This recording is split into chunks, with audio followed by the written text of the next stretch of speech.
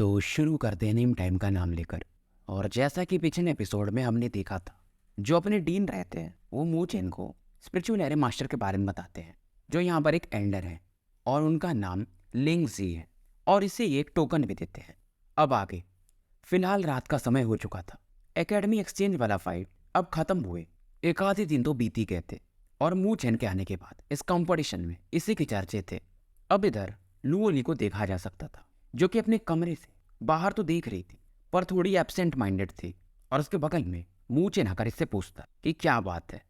लुओली बताती इसे कि अब मेरा समय हो रहा है, और बहुत सारे लोगों को यह भी पता चल चुका है कि मैंने अभी लुओ गॉड क्लैन कुछ समय के लिए छोड़ा है। कहना इसका साफ साफ यही था कि अब इसे जल्दी ही लुओ क्लैन लौटना पड़ेगा। जिम्मेदारियां काफ़ी बड़ी हैं, नहीं तो बाकी तीनों गॉड क्लैन मिलकर लुओ क्लैन को समाप्त कर सकते हैं। अगर जूशी को पता है, जो कि ब्लड गॉड क्लैन का है, तो बाकी भी क्लैन को पता होगा ही। मू चेन फिलहाल इसको सांत्वना देने के लिए हग वगैरह करता है, और इसको भी ये पता था आज नहीं तो कल हम दोनों को सेपरेट तो होना ही पड़ेगा। पर कुछ भी हो जाए, मैं इस लड़की को अपने हाथ से जाने नहीं दे सकता, और जितना समय बचा है मू चेन कहता है कि मैं तुम्हारे साथ ही रहना चाहूँगा। अगले दिन की सुबह होती है, और आधा दिन लुओली के साथ बिताने के बाद मू चेन एल्डर लिंगजी जहाँ पर रहती थी उधर की तरफ मूव कर जाता है। लिंगजी के बारे में बहुत सी चीज़ें मू चेन को पहले से अब पता चल गई थी कि वो थोड़ी स्ट्रिक्ट है, और सिलेक्शन का प्रोसेस भी उनका थोड़ा अलग है। बहुत सारे डिसाइपल्स गए वहाँ पर उनसे सीखने, पर वो ज़्यादातर को भगा देती है, चाहे वो कितने भी टैलेंटेड हों। अब जो माउंटेन पीक था उसकी तरफ मू चेन मूव कर चुका था। इसके हाथ में वही जेड टोकन था, और यहाँ पर द्वार पर आने के बाद ये कहता है कि मेरा नाम मू चेन है, और मुझे डीन टाई ने यहाँ पर भेजा है एल्डर लिंगजी से मिलने के लिए।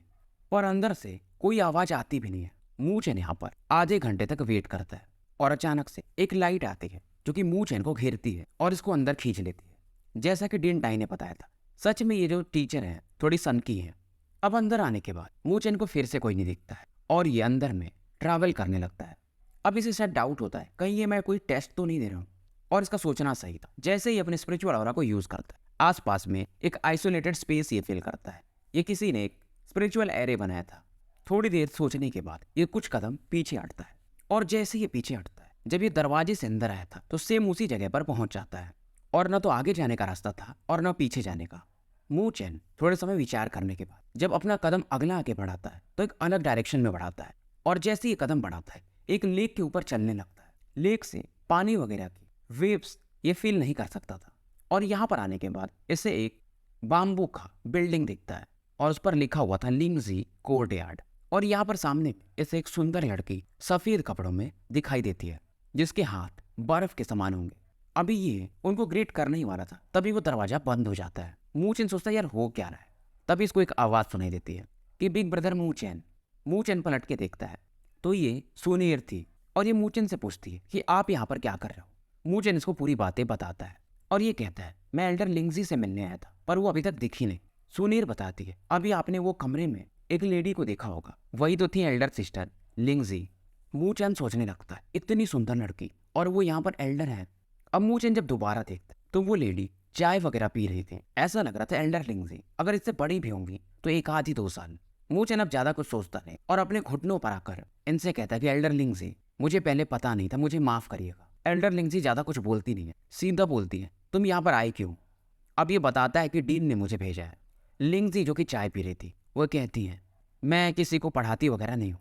फिर मू चेन सुनीर की तरफ देखता है, तभी लिंगजी बोलती है कि मैं मेल स्टूडेंट्स को नहीं पढ़ाती हूँ। मू चेन अब थोड़ा हेल्पलेस फील करता है, और कहता है कि डीन ने मुझे भेजा है। ये सुन करके लिंगजी अब मू चेन को एक लुक देती है, और कहती है कि वैसे मैं तुम्हें एक बात बता दूँ, मैं नॉर्दर्न एकेडमी की टीचर वगैरह नहीं हूँ, मैं तो यहाँ पर रहती हूँ डीन टाई की वजह से। मैंने बस एक कॉन्ट्रैक्ट बना लिया है, एक एल्डर की पोजीशन यहाँ पर ले ली है, और डीन के नाम से मुझे कोई प्रेशर पड़ता नहीं है। अब मू चेन समझने लगा था कि ये लिंगजी सच में एक सन की टीचर है। अब इस समय सुनीर ये भी बोलने लगती है लिंगजी से कि एल्डर सिस्टर बिग ब्रदर सच में काफ़ी टैलेंटेड है, मुझसे भी अच्छे हैं। लिंगजी कहती हैं इस दुनिया में बहुत सारे लोग हैं जो टैलेंटेड हैं, तो क्या मैं सबको पढ़ाऊंगी। अब सुनीर इनसे एकदम बोलने लगती है प्लीज़ प्लीज़ प्लीज़, पर लिंगजी कुछ बोलती नहीं है, और सुनीर तो अब इतना तक कह देती है कि अगर आप बिग ब्रदर मू चेन को नहीं पढ़ाएंगी तो मैं भी यहाँ से जा रही हूँ। ये सुनकर के लिंगजी कहती ठीक है, फिर तुम्हें एक स्पिरिचुअल एरे हाउस में मैं बंद कर देती हूँ।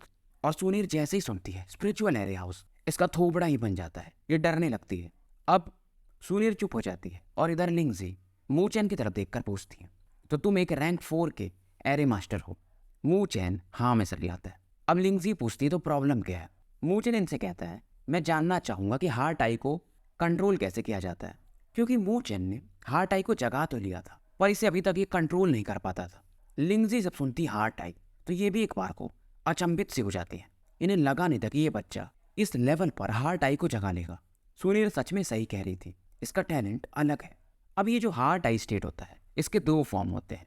पहला जो होता है वाइड हार्ट आई स्टेट और दूसरा होता है रियल हार्ट आई स्टेट। और ये कहती है शायद अभी तुम वाइड हार्ट आई स्टेट के लेवल पर अच्छे से नहीं पहुंचे हो। मूचैन पूछता है, वैसे इन दोनों लेवल्स में डिफरेंस क्या है? अब ये बताती है कि जो वाइड आई हार्ट स्टेट है वो एक इल्यूजनरी फीलिंग देता है कि तुम हार्ट आई को कंट्रोल कर रहे हो। ये तो ठीक है कि अगर जिस बंदे के पास वाइड हार्ट स्टेट है उसका स्पिरिचुअल ऑरा कम वेस्ट होता है। फिर जब ये रियल हार्ट आई स्टेट के बारे में बताती है तो थोड़ी देर के लिए चुप हो जाती है। अगर कोई रियल हार्ट स्टेट मास्टर कर ले तो वो कितना भी कॉम्प्लेक्स डिजाइन हो आसानी से समझ सकता है। मतलब अगर कोई बंदा एक एरे बनाकर तुम पर अटैक कर रहा है तो तुम पलक झपकते अपने रियल हार्ट से उसका डायग्राम को समझ करके उसे ब्रेक कर सकते हो। मूचैन अब समझता है, मतलब एक नज़र में आप सामने वाले को पछाड़ सकते हो। ये तो काफी बाप लेवल की चीज थी। अब मूचैन सब उत्सुकतावश इनसे पूछता है कि कब किस लेवल पर इसे कंट्रोल किया जा सकता है। लिंगजी ज्यादा कुछ तो नहीं कहती है, बस एक ही चीज कहती है, जितना प्रैक्टिस करोगे और ट्रेन करोगे। मूचैन पूछता है ट्रेनिंग किस प्रकार का? लिंगजी भी पूछती, मतलब तुम सच में कंट्रोल करना चाहते हो हार्ट आई को? मूचैन का जवाब हाँ में था। सुनीर तो समझ रही थी कि अब आगे क्या होने वाला है। अब लिंगजी मूचैन से कहते कि फॉलो करो। अब ये तीनों बाम्बू फॉरेस्ट की तरफ बढ़ते हैं और अब ये सीधा सीधा बता रही थी, अगर तुम्हें कोई भी एरे को ब्रेक करना है तो बेसिकली तुम्हें उस एरे के कोर को तोड़ना पड़ता है। और लिंगजी सामने के स्पेस में अपना एक फिंगर बस टैप करती, कुछ फ्लक्चुएशंस होते हैं और वहाँ का स्पेस पूरा डिस्टॉर्टेड और केओटिक हो जाता है। और अचानक से यहाँ पर एक रेड कलर का एरे बनने लगता है जिसकी ऑरा थोड़ी हॉट थी। मूचैन इतना तो समझ जाता है ये एरे मिनिमम 4th लेवल का तो होगा, और अगर मूचैन को ये एरे अरेंज करना हो तो अच्छा खासा टाइम लगेगा। पर ये लेडी बस अपने एक फिंगर से पलक झपकते ही रैंक 4 का एरे बना दी। और मूचैन ने तो इनको स्पिरिचुअल सेल्स कंडेंस करते हुए देख भी नहीं पाया था। मतलब ये लेडी सच में एक ग्रेट स्पिरिचुअल एरे मास्टर है। मूचैन जब तक सोचता यहाँ पर 3 एरे रैंक 4 के बन चुके थे और एक ही समय में। अब मूचैन सोचने लगता है और एल्डर लिंगजी से पूछता है कि एल्डर ये आपने किस लिए बनाया? लिंगजी सीधा कहते हैं, बिना इन तीनों से मरे हुए तुम्हें इनके एरे के कोर्स को ढूंढना है और उन्हें ब्रेक कर देना है, तभी तुम यहाँ से निकल पाओगे। और तुम अपने स्पिरिचुअल एनर्जी को यानी फोर्स को फोर्सफुली यूज नहीं कर सकते हो, तुम्हें एरे टेक्निक्स ही यूज करनी है। और लिंगजी कहती है, मैं तुम्हें 1 घंटे का टाइम दे रही हूँ, अगर तुम इसे तोड़ नहीं पाए तो यहाँ पर रहने का मतलब है नहीं। मूचैन कुछ कह पाता तब तक लिंगजी यहाँ से निकल जाती है और सुनील से कहती है, दूर से देखना, अगर उसने फोर्सफुली तोड़ने की कोशिश की तो अगली बार इसके अंदर तुम एंटर करोगी। अब सुनील डर जाती है और मूचैन से कहते कि आपको जैसा कि एल्डर सिस्टर ने कहा है वैसा ही करना पड़ेगा, मुझे अंदर नहीं जाना है। अब क्योंकि मूचैन अपने स्पिरिचुअल टेक्निक्स को यूज नहीं कर सकता था तो परेशानी तो थोड़ी बड़ी थी। ये अब इन तीनों एरेस को देखने लगता है, पर इस दौरान ये तीनों एरेस अपने अपने लाइट अटैक से इस पर अटैक करना शुरू कर देते हैं। और जब जब ये अटैक्स इसकी बॉडी से टकराते थे और मूचैन अटैक कर नहीं सकता है तो ये काफी पेन फील करता था। और बड़ी बात ये थी कि अगर मूचैन कोई 4th ग्रेड का एरे बनाएगा तो उनके अटैक्स के बीच में एक टाइम ड्यूरेशन होता है और ये एरेज थोड़े अलग थे, ज़्यादा टाइम ड्यूरेशन था नहीं, तो एक के बाद एक ये इस पर लगातार अटैक कर रहे थे। अब मूचैन अब इन तीनों एरेज पर फोकस करता है और कॉम्प्लिकेटेड इनके डायग्राम्स को समझने लगता है।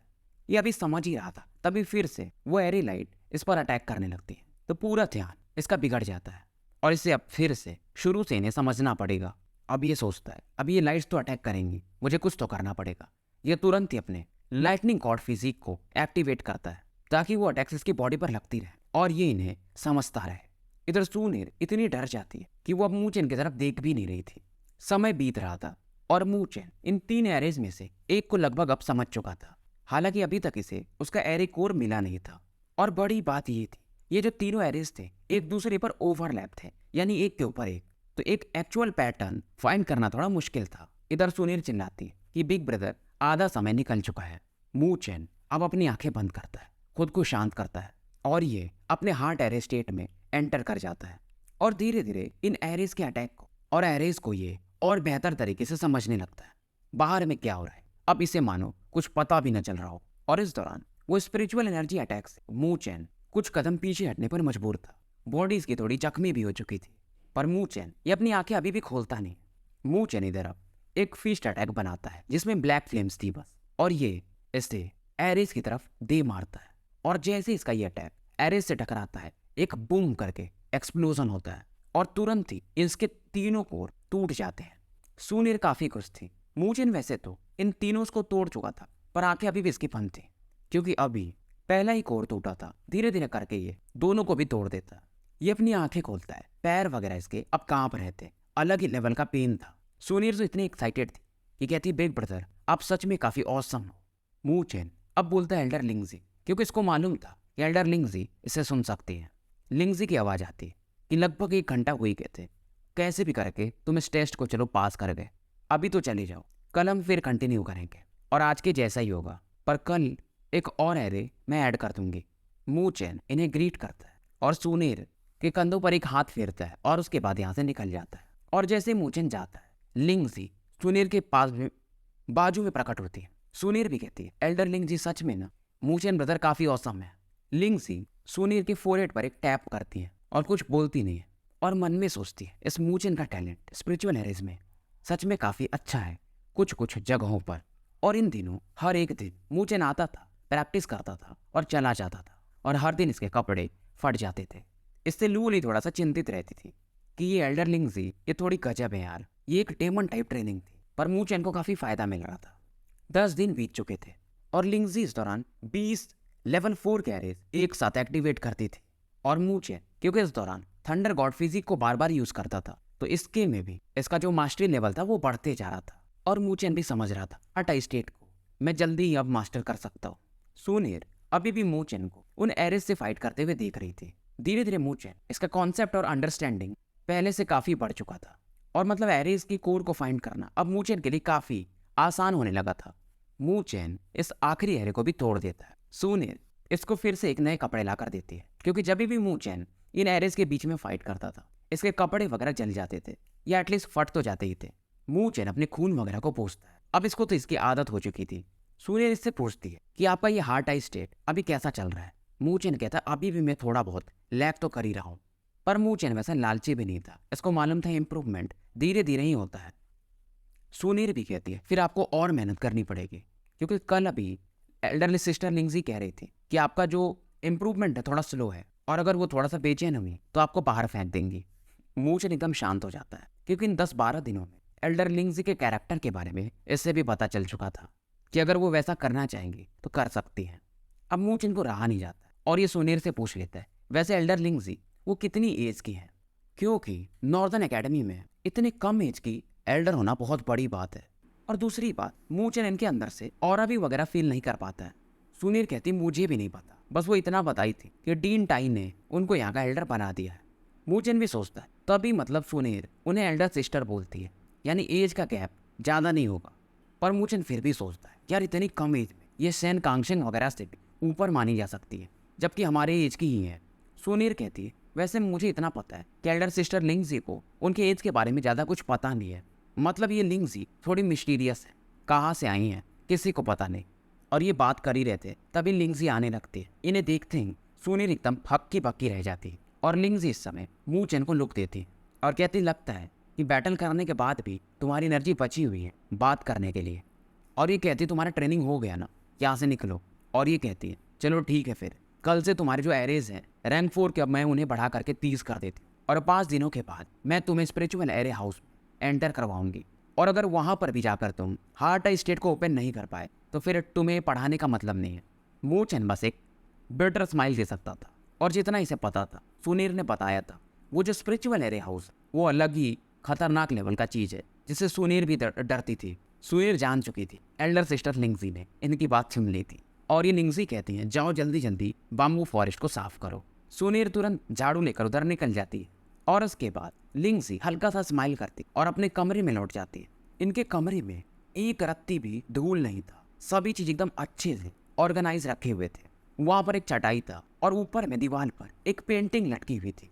पेंटिंग में एक ब्लैक कलर पगोड़ा को देखा जा सकता है, और इस पगोड़ा के ऊपर एक लेडी बैठी हुई थी। हालांकि उनका जो चित्र था थोड़ा सा ब्लरी था, हाँ, पर इसे देखकर लोग एक फीलिंग ले सकते थे शांति वगैरह का।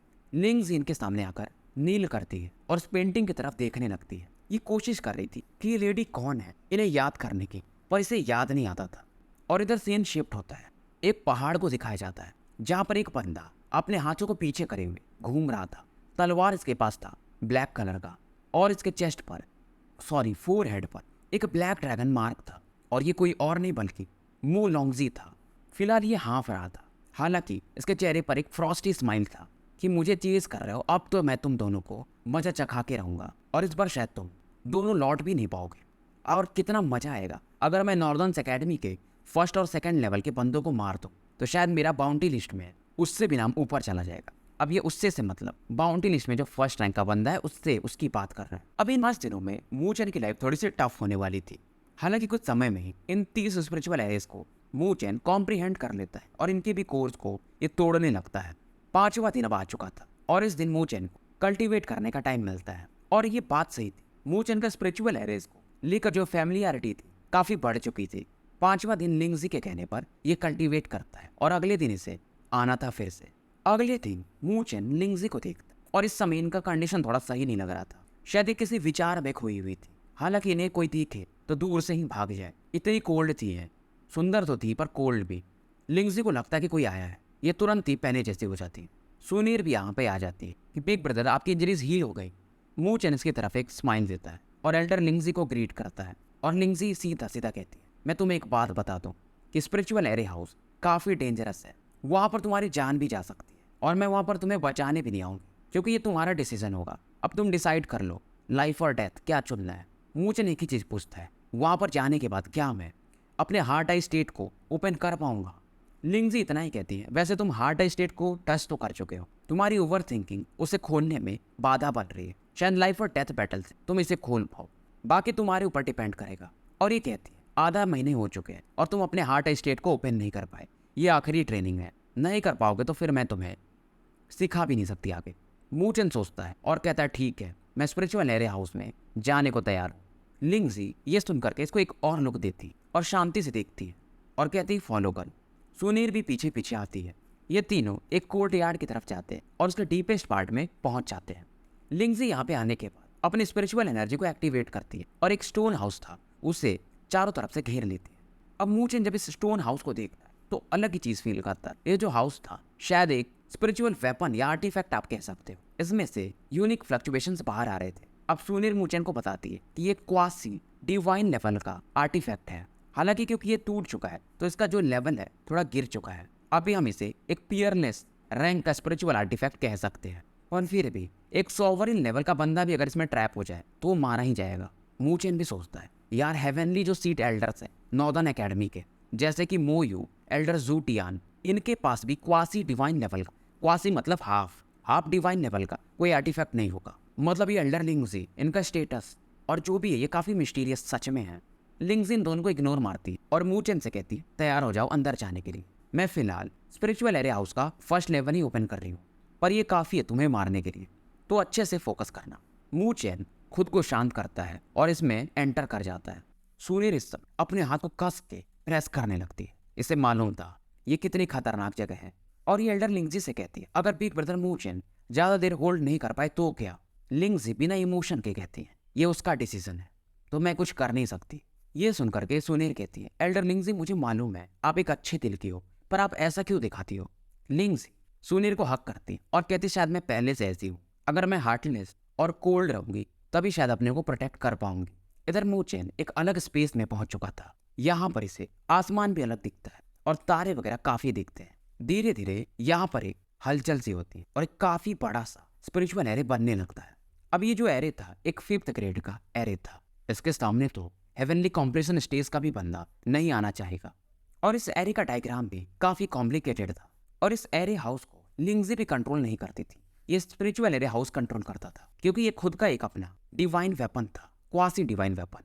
अब ये स्पिरिचुअल एरे काफी तेजी से रोटेट कर रहा था और एक के बाद एक कई सारे लाइट्स मूचन की तरफ बढ़ने लगते हैं और मूचन के कपड़े इसके प्रेशर के कारण ही फटने शुरू हो जाते हैं। मूचन तुरंत डिवाइन टाइगर बनाकर इन अटैक्स को रोकने लगता है, पर व्हाइट टाइगर थोड़े ही समय में गायब हो जाता है। मू चेन अब सोचता है कि मुझे लगता है इसे फोर्सफुली ब्रेक करना पड़ेगा। पिछली ट्रेनिंग्स में लिंगजी ने इससे कहा था कि तुम्हें फोर्सफुली ब्रेक नहीं करना है, पर यहाँ पर वैसा कुछ नहीं था, क्योंकि यहाँ पर इसको तो अपना लाइफ भी तो बचाना है। अब ये 4 cord scripture, divine seal of white tiger, divine seal of black tortoise, divine seal of vermilion bird, तीनों एक साथ यूज करता है। तीनों डिवाइन बीस्ट स्पिरिचुअल एरे की तरफ काफी तेजी से बढ़ते हैं और इस दौरान मू चेन पीछे से एक फीस्ट अटैक भी दे मारता है। अब ये जो एरे से लाइट्स आ रही थी ये एक उल्का पिंड के समान थी जो लगातार इन तीनों बीस्ट से टकराने लगती हैं। इधर एरे भी उन तीनों बीस्ट के कारण थोड़ा बहुत ट्रेम्बल करने लगता है। मू चेन को लगता है धीरे धीरे ये एरे टूट रहा है। ये खुश हो ही रहा था, तभी कुछ चीजों को देखकर इसका चेहरा अगली हो जाता है, क्योंकि ये जो एरे था फिर से कंडेंस होने लगा था, कोलैप्स करने के बाद फिर से बन जाना, और ये पहले से भी ज्यादा स्ट्रॉन्गर था। अब इसे समझ में आता है ये स्पिरिचुअल एरे हाउस इतना कठिन क्यों है। इस प्रकार के आर्टिफैक्ट्स तो शायद ग्रेट एरे स्पिरिचुअल मास्टर या ग्रैंड मास्टर्स के पास होते होंगे। तभी तो सुनील कह रही थी कि ये सोवरिन लेवल के एक्सपर्ट को पकड़ सकता है। अब मूचन थोड़ा सीरियस होता है और सोचने लगता है, यानी कि ब्रूट फोर्स मेथड कि फोर्स से फोर्सफुली तोड़ दो, ये काम नहीं करेगा यहाँ पर। अगर तोड़ा भी तो ये फिर से बन जाएगा और पहले से भी ज़्यादा खतरनाक। ये अपनी आंखें बंद करता है और हार्ट आई एरे स्टेट में जाने लगता है। ये आंखें बंद कर चुका था और वहीं वो एरे रोटेट कर रहा था और एरे का स्पिरिचुअल पावर मूचन को मानो क्रश करने के लिए आगे बढ़ने लगता है। इधर मूचन अपने डिवाइन ड्रैगन स्टेप्स को एक्टिवेट कर चुका था ताकि इन अटैक से ये बच पाए और खुद के लिए थोड़ा समय निकाल पाए। इधर बाहर से देख रही सुनीर, उसका चेहरा तो पीला पड़ चुका था और लगातार चाहे मूचन अपने ड्रैगन स्टेप्स को भी यूज कर रहा तो भी कुछ अंश अटैक का इसके बॉडी पर पड़ रहा था और बॉडी से इसके लगातार ब्लड फ्लो कर रहे थे और लिंगजी शांति से इस यूथ को देख रही थी। इधर मूचन हालांकि ये हार्ट आई स्टेट में तो था, पर बाहर से तो ये इंजर्ड हो ही रहा था, तो इसकी ऑरा धीरे धीरे डिग्रेड होनी शुरू हो जाती है। ये खुद को और समय देना चाहता था। शायद जो बाहर से इसको अटैक आ रहा था लाइक अ डेथ अभी उतना ज्यादा नहीं था कि अपने हार्ट आई स्टेट को फुली एक्टिवेट कर ले। और मूचन खुद ही वो जो स्पिरिचुअल एनर्जी का अटैक आ रहा था उसके सामने आकर खड़ा हो जाता है। सुनीर तो पहले से डर रही थी, पर लिंगजी भी इस बार थोड़ा सा सोचने पर मजबूर थी। ये लड़का ये क्या चीज है, और वो अटैक आकर के मूचन की बॉडी से टकराता है। मूचन यहाँ पर खून की उल्टी करने लगता है। जैसे लग रहा था अब मूचन थोड़ी समय में मारा जाएगा। अब इसका दिमाग जो कॉन्शियसनेस होता है वो भी अब धीरे धीरे डार्कनेस की तरफ बढ़ने लगता है। और वो जो स्पिरिचुअल एरे था उसे क्या फर्क पड़ता है, वो तो मूचन पर फिर से अटैक करने के लिए पड़ता है। अब इस सीन को देखकर सुनीर एल्डर लिंगजी से रिक्वेस्ट करती है कि उसे जल्दी से बचा लीजिए। लिंगजी भी अब आगे बढ़ने ही वाली थी, तभी मूचन की बॉडी से एक भयंकर लेवल का ब्लैक लाइट एनर्जी बाहर निकलती है और मूचन को चारों तरफ से कवर कर लेती है। और ये ब्लैक लाइट मिल करके एक ब्लैक पगोड़ा जो कि पहले से काफी बड़ा था वो बन जाता है और मूचन को प्रोटेक्ट करने लगता है। सुनीर एक चैन की सांस लेती है और इधर लिंगजी ये तो उस पगोड़ा को देखकर अचंभित थे, एकदम ब्लैंक हो जाती है। इनकी बॉडी इस समय कांप रही थी। पहली बार सुनीर ने ऐसी तरह से लिंगजी को देखा था। तो भाइयों, स्टोरी यहीं पर समाप्त करते हैं और मिलते हैं फिर एक नए वीडियो के साथ। चैनल को ज़्यादा से ज़्यादा लाइक और सब्सक्राइब करें।